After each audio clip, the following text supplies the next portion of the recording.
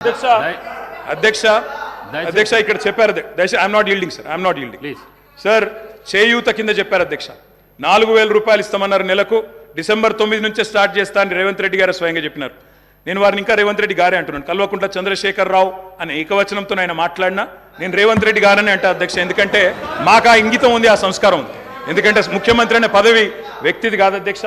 నేను అందుకే అంటా ఉన్నా అధ్యక్ష, సంస్కారం అనేది రావాలి అధ్యక్ష, స్వతహాగా నేర్పితే రాదు అధ్యక్ష. ఇంకో మాట చెప్తా ఉన్నా అధ్యక్ష, 2 గ్యారంటీలు 10 లక్షల ఆరోగ్యశ్రీ. ఇక్కడ హరీష్ రావు గారు ఉన్నారు అధ్యక్ష. హరీష్ రావు గారు వైద్య ఆరోగ్య శాఖ మంత్రిగా ఉన్నప్పుడే 10 లక్షల ఆరోగ్యశ్రీ మేము అమలు చేసి సంవత్సరం దాటిపోయింది సార్. అది వారికి తెలియదన్న విషయం తెలియదు, తెలుసుకునే ప్రయత్నం చేయరు, అవగాహన లేదు, అనుభవం లేదు, ఇక నడుస్తూ ఉంది అధ్యక్ష. ఢిల్లీ నుంచి నామినేట్ అయి వస్తే గట్లే ఉంటుంది అధ్యక్ష. అధ్యక్ష 2 గ్యారంటీలు అమలు చేసినాం అనేది అచ్చు తప్పు. 2 గ్యారంటీల్లో మీరు అమలు చేసింది పావలా వంతు కూడా కాదు. ఇది ప్రజలను మభ్యపెట్టడమే, బుకాయించడమే తప్ప ఇంకోటి కాదు. ప్రజావాణి ప్రారంభించినాం. ప్రజావాణి కొత్తగా ప్రారంభించేది ఏంటి అధ్యక్ష? ఎప్పటి నుంచో ఉన్నది, ప్రతి మండే కలెక్టర్ ఆఫీసులో నడుస్తూనే ఉంది. మీరు ప్రారంభించిందే ఉంది. ఇనుప కంచెలు తీసేసినాం. నేను అడుగుతా ఉన్నా అధ్యక్ష, ఇనుప కంచెలు ఎవరేసినారు అధ్యక్ష? ఇనుప కంచెలు ఎవరేసినరు? 2012లో వేసిందే కాంగ్రెస్ ప్రభుత్వం, కిరణ్ కుమార్ రెడ్డి నాయకత్వం. వాళ్ళు వేసిన కంచెలు వాళ్ళే తీసి ఆ ఇల్లును బట్టన్న కప్పచెప్పి ఇప్పుడు అక్కడ ముఖ్యమంత్రి ఉంటలేరు కాబట్టి సహజంగా అక్కడ సెక్యూరిటీ అవసరం లేదని సెక్యూరిటీ తీసేసి దానికి మేమేదో గోడలు బద్దలు కొట్టినాం, కంచెలు తీసేసినాం అధ్యక్ష. ఈ బిల్డప్లు ప్రజలు నమ్మరు అధ్యక్ష. 2012లో వాళ్ళే కంచెలేసి 2023లో వాళ్ళే తీసి ఏదో చేసినాం అంటే ప్రజలంతా పిచ్చివాళ్ళు కాదు అధ్యక్ష, అన్ని గమనిస్తూ ఉన్నారు అధ్యక్ష. నేను ఒకటే అంటా ఉన్నా అధ్యక్ష, వారు ఎన్ని చెప్పినారంటే అధ్యక్ష మాటలు. ఇగో మా బట్టన్న గ్యారంటీ ఇవ్వడమే కాకుండా గ్యారంటీ మీదకి వెళ్ళి అఫిడవిట్ ఇచ్చిండు సార్. 100 రూపాయల బాండ్ పేపర్ మీద మొత్తం మధుర నియోజకవర్గంలో మా బట్టన్న మొత్తం అఫిడవిట్ ఇచ్చుకుంటూ తిరిగిండు.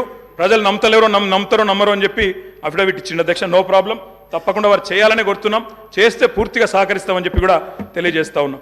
ఇవాళ నాయకుడు రాహుల్ గాంధీ గారు చెప్పారు అధ్యక్ష, మొట్టమొదటి క్యాబినెట్లోనే 6 గ్యారంటీలకు చట్టబద్ధత తెస్తాం, మెగా డిఎస్సి మొట్టమొదటి క్యాబినెట్లోనే ఇస్తాం, 6 నెలల్లో డిఎస్సి పూర్తి చేస్తాం, రిక్రూట్మెంట్ చేస్తాం.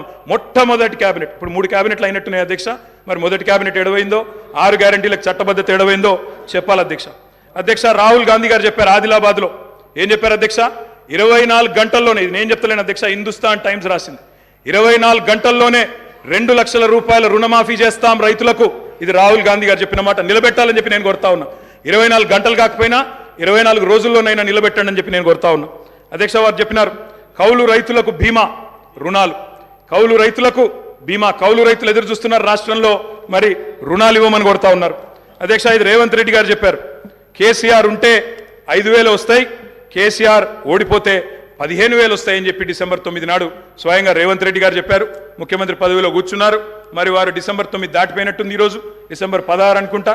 15000 ఎడబోయినాయని చెప్పి రైతులు అడుగుతా ఉన్నారు. రేవంత్ రెడ్డి గారు మీరు సమాధానం చెప్పేటప్పుడు చెప్పాలని కోరుతా ఉన్నాం అధ్యక్ష. వారు చెప్పారు బీసీలకు 1,00,000 కోట్లు, బీసీలకు సబ్ ప్లాన్ తెస్తాం, బీసీలకు ఎంబీసీ మంత్రిత్వ శాఖ తెస్తాం, బీసీలకు మేము బ్రహ్మాండంగా 1,00,000 కోట్లు కేటాయిస్తాం, సబ్ ప్లాన్ తెస్తామన్నారు. నిలబెట్టుకోండి, వెల్కమ్ చెప్తాం, తప్పకుండా స్వాగతిస్తాం. మోస్ట్ బ్యాక్వర్డ్ క్లాసెస్కి స్పెషల్ మినిస్ట్రీ పెడతామన్నారు అధ్యక్ష. బీసీ డిక్లరేషన్లో మోస్ట్ బ్యాక్వర్డ్ క్లాసెస్కి స్పెషల్ మినిస్ట్రీ అన్నారు. ఇప్పటిదాకా కదలికున్నట్టు లేదు. వారికి నేను గుర్తు చేస్తా ఉన్నా. రాష్ట్రంలోని బలహీన వర్గాలు చూస్తూ ఉన్నారు, సమాధానం చెప్పేటప్పుడు చెప్పాలని చెప్పి కూడా నేను కోరుతా ఉన్నా. మైనారిటీలకు sub plan, minority sub plan అన్నారు. బడ్జెట్ సెషన్లోనన్నా తెండి, తప్పకుండా మైనారిటీలకు బీసీలకు సబ్ ప్లాన్ తేవాలా.